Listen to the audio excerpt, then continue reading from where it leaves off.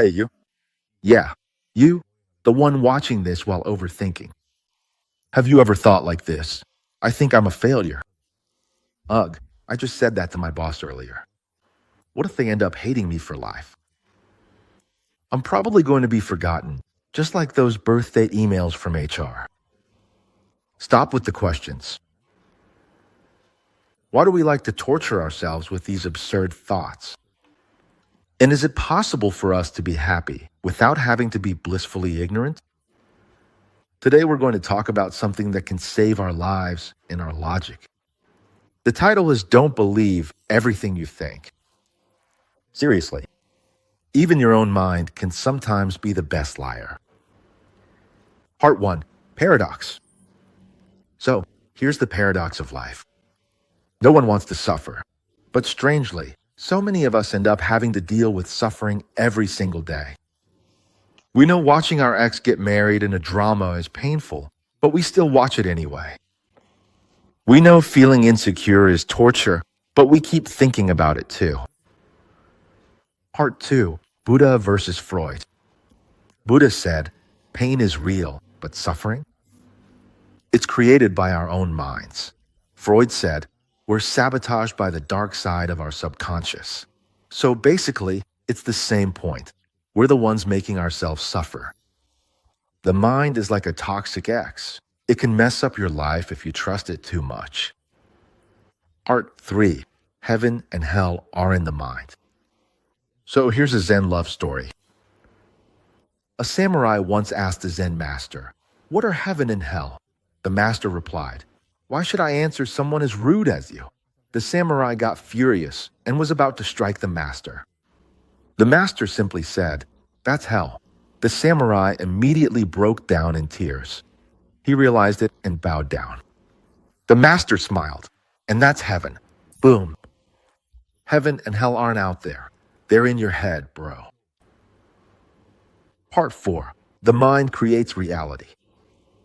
Like Shakespeare said, nothing is good or bad, but thinking makes it so. We don't live in reality itself, but in our interpretation of that reality. What makes you mad at your partner? Your mind. What makes you feel like you're not enough?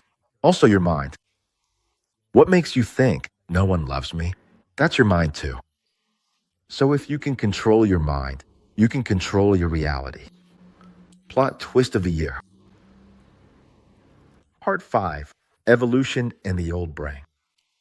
The problem is, our brains are still stuck in the Stone Age. Back then, overthinking meant surviving tigers. Now, overthinking just gets you anxiety because your crush hasn't replied to your WhatsApp message. Back then, stress came from being chased by tigers. Now, it's because the office printer breaks down right before a deadline. Our brains haven't upgraded, but our lives are already running on Wi-Fi. Hilarious, but true. Part 6, Thoughts versus Thinking. Thoughts just pop up, but thinking is what you nurture. For example, you think about wanting 100 million salary. Your thought pops up, wow, that would be nice. Then your thinking comes in and says, no way, who do you think you are? Even getting minimum wage is a struggle. So, from being excited, you end up feeling down. Why? Because you entertained your thoughts like feeding a gremlin at midnight. Part 7, Solution, Let Your Thoughts Settle. The solution is don't overthink it. Seriously. Thoughts are like murky water. If you keep stirring it, it'll just get murkier. But if you let it be, it'll clear up on its own. In Japanese culture, this is called mushin, a state without ego, without fear, without complications. Like when you're playing guitar or dancing alone, you're just there.